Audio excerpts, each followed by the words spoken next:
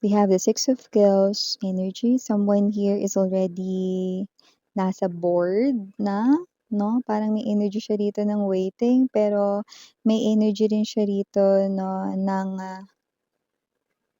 I don't know, I'm sensing this person here, actually nakita ko ng lion na parang tamed, no? Yung takot na lion. You know what I mean? 'Di ba the lion is the king, 'di ba? Pero parang dinadaga ito, no, na energy na ito. Let me see. But this person here could be waiting on you. Let me gather more information here.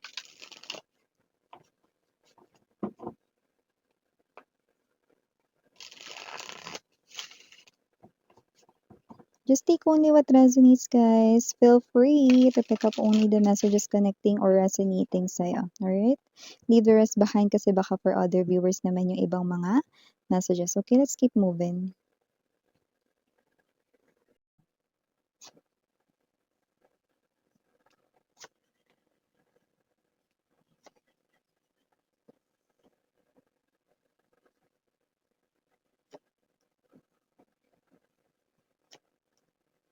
Oh.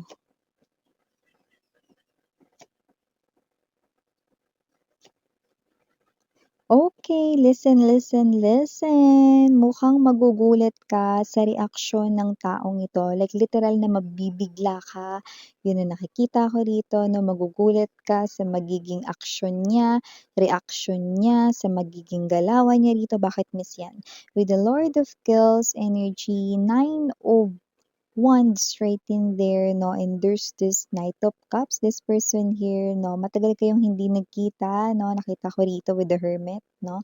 At nakita ko rito na itong person na to, no, bukod sa matagal kayong hindi nagkita, no, ay nakikita ko rin dito, no, na hindi niya magagawang makontrol ang kanyang sariling emotions at damdamin kapag nakita ka niya, no, bagay lang na posibleng ikagulat mo, yan, no. Magugulat ka sa kanya ritong reaksyon, no. Ba't ano ba yan, miss yan? Actually, I'm seeing hugging, no. So, this person here, no, ay posibleng bigla na rin niya kayo ritong yakapin, no. Kahit kayo ay nakatalikod dito, no, or kahit nakaharap kayo, no, this person here, bigla na lang niya kayo, hindi niya na rito makokontrol yung, susog ng damdamin, eh, 'no, yung taas rito ng kanyang emosyon, eh, 'no, hindi niya magagawang makontrol ito, 'no, dahil labis or sukdulan ang kanyang pananabik sa'yo, 'no. Sa tagal ninyong hindi nagkita, ang taong ito, 'no, ay sukdulan ang kanya ritong pagka-miss sa'yo, 'no. Pero ang taong ito ang lumalabas na tao na nakasakit ng damdamin mo. Ilang beses ka ritong umiyak, 'no, nakita kitang ilang beses na lumuha. Three of Cups, center ng reading, Ace of Cups, 'no, and then you call it na parang, yeah, this is you. Ace of Cups energy, Seven of Candles, 'no, parang baka maaari mo siya ritong matampal, matulak, masipa, matadyakan, majombag, masuntok, ma-uppercut, bahala kayo, 'no, dahil nga magugulat kayo rito, 'no, na parang after all these years, wala man lang ritong salita, 'no, tapos yung iba puwedeng nakatilikod pa kayo, 'no, bigla kayong yayakapin, 'no. Yung iba, maaaring una kasi ninyong naisip baka snatcher, holdupper, mga gano'n, 'no, yung mga masasamang loob, 'no. Okey, na balak kunin ang cellphone ninyo or yung inyong wallet dito, 'no, or whatever. Okay, just take only what resonates. Pero sa nakikita ko dito, ito yung klase ng energy, mga babes, 'no, na magugulat kayo sa kanyang reaksyon, sa kanya ritong gagawin niya, 'no. So, let us see more. We have the Justice energy. Bottom of the deck, we have the Seven of Kills energy, Two of Cups. Okay, I know. Okay, alam ko kung ba't ganito yung nagiging, um, reaksyon mo diyaan. Strength, Two of Cups. Okay. So, bago natin patuloy na pag-usapan ito deeply, meron tayo rito na mga konting reminders tulad ng Okay, wala tayong gender dito, bawal lalaki, LGBT, lahat tayo welcome. Timeless tayo dito, pwede nangyari na sa iba nangyayari na po ngayon, sa iba ay mangyayari pa lang kaya just take only what you needs. Possible din mag-switch ang roles. Bakit miss yan? General reading kasi ito, mare, pare. At yun nga, no, hi and hello sa ating mga bagong viewers. My name is Yan.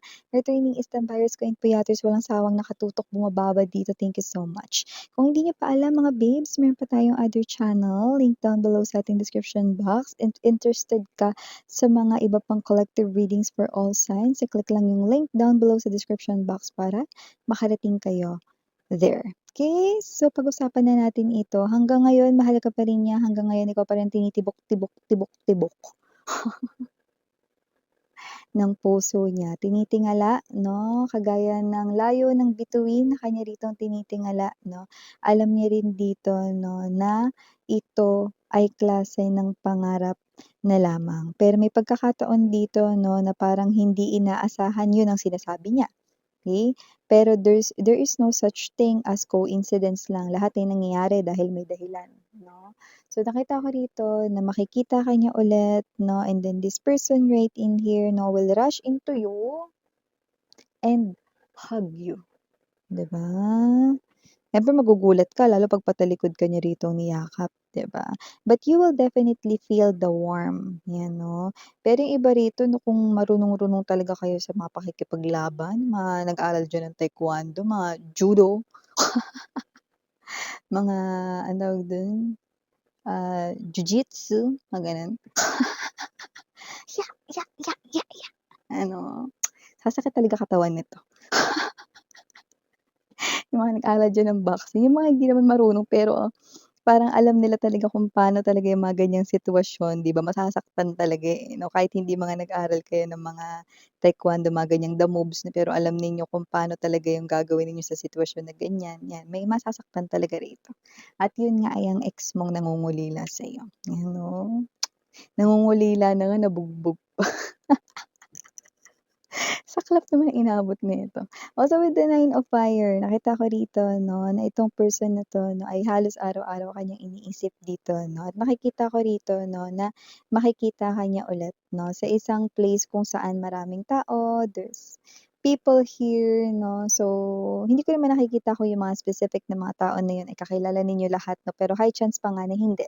There's a crowd, it could be a public place, okay? So, I don't know where is that exactly, but this person here, makikita ka niya dun. Because maybe if it's a market, no, syempre nag-grocery kayo, no, or maybe if it's a mall, maybe you are there because you're gonna buy something, no, na need sa home, yeah, mga ganun, no, or maybe you are with your friends, coworkers, no, eating, mga ganyan. So, this person here will definitely do something 'no, na hindi niya na nagawang mag-isip, yun yun. Yung iba, hindi naman kayo patalikod nito niyakap 'no, puwedeng nakita niyo talaga siyang lumapit 'no, pero siyempre nagulat kayo, ang tagal niyang nawala, hermit energy, ta's eto siya. Eh, pero yun nga mararamdaman mo rito yung na-miss ka niya even without words 'no. Pero nagtataka ka bakit siya ngayon lang lumapit, ba't kailangan pa na mangyari 'tong gan'to na parang nagkataon lang, ba't hindi pa siya lumapit noon pa, may mga gano'n dito sa inyong mga question, eh. Okay, so lumalabas dito with the Three of Cups energy, kine-question mo yung intention niya rito ngayon. Bakit, 'di ba? Bakit ngayon hindi mo naman ako hinanap dati, dapat noon mo pa ako hinanap, hindi naman ako mahirap hanapin, eh. Hindi naman ako umalis sa bahay namin, permanente naming bahay 'yan. Okay, so ano bang mga sentimiento mo? Ano man rito yung mga sinasabi mo, you have a point, sweetheart. Your feelings are all valid and ano man ang sinasabi mo, no, those things ay all valid. So nakikita natin dito that this person here, no, is really someone who is coward, no. Naging weak siya, naging duwag siya pagtapos ng inyong separation. Maaaring gumawa ito ng bold movement, no, to escape from your connection way back then. Pero kung ano yung lakas ng loob niya para umalis ng inyo ritong relasyon dati, yun naman ang hina ng loob niya ngayon at maaaring dumoble pa nga. Okay? So, Miss Yan, sabi mo kanina, there is no such thing as coincidence or random lang. Lahat ay may dahilan. So, anong dahilan kung bakit niya ako nakita ulit? Okay? Well, we're lucky enough to see, no, yung sagot mismo. diyan. Dito kasi 'no, siya ang mismong nakakita sa'yo, hindi ikaw ang unang nakakita sa kanya, okey? Siya ang unang makakakita sa'yo kung saan ka man nakatanaw 'no. So, kung makikita mo siya kasi nakaharap ka 'no, siya pa rin yung unang nakakita sa'yo. Okay, that's the high possibility that I'm seeing right in here, no? And this person here kasi, no, meron siya ritong kailangang mga sabihin sa inyo. Bagay na pagkakautang dito, no? At para makorek dito ang lahat ng mistakes nang maitama rito ang direksyon ng kanyang buhay. Yan, no? Nakikita ko kasi rito na itong person na to, na may mga kailangan siya ritong parang mission na gawin, na mukhang kahit hindi siya rito palanood or hindi niya alam yung universe or angels or, tarot or energy readings like this 'no, kahit hindi siya diyan pamilyar, okey? Alam niya mga babes na kailangan niya itong gawin and nakita ko dito that it's part of this person's mission para maituwid dito yung linya. Naging crooked kasi, naging zigzag na parang daanan sa Baguio. Yung direksyon ng life niya. So, para maitama ito, okey, ang rason kung bakit niya kayo rito muling nakita ulit is para, dun na kayo sa iisang puwesto, kailangan niya na lang talaga ng lakas ng loob para lumapit. See? It looks like the universe ay binigyan pa nga ng tsansa itong tao na 'to 'no, para hindi niya na kayo hanapin, hindi niya siya gumastos dito 'no, or whatever 'no. Ayan na, ang kailangan niya lang gawin lumapit, ibuka yung bibig niya, magsalita, humingi ng sorry, yun. So, yun ang nakikita ko here. And also, kung sino rin 'tong energy na 'to 'no, this person here ay someone na, okey, talagang nangungulila sa'yo. Kaya yung kanya ritong unang reaksyon is yakapin kayo 'no, yung iba pa nga rito 'no, yung yakap talaga is talagang nakita ko 'no, na yung head ninyo talagang nasa baba niya or nakapatong sa shoulder niya 'no, talagang very tight yung magiging yakap niya sa'yo to the point na puwede mo talaga siyang matulak, puwede mo talaga siya na ma-uppercut 'no, majombag 'no, or matadyakan, yun. Pero yes, it is because yung kanya ritong pagka-miss sa'yo ay sukdulan, okey? So, nakikita ko dito the justice is here. So, this person is here talaga to correct all of the things na nagawa niyang kamalian rito sa inyo. Seven of Candles energy, yung love nitong person na 'to, yung warmth nitong person na 'to, all of the words na maririnig mo sa kanya ay pagdududahan mo at ke-questionin mo. And nakikita ko sa bottom of the deck with the strength na very evident and the Seven of Kills energy, Two of Cups. Ibig lang sabihin nito, you are telling yourself, I must be careful dito sa person na ito. I must. Okay? Ibig sabihin, when we say must, ibig sabihin, dapat, nararapat mag-ingat ako dito. Okay.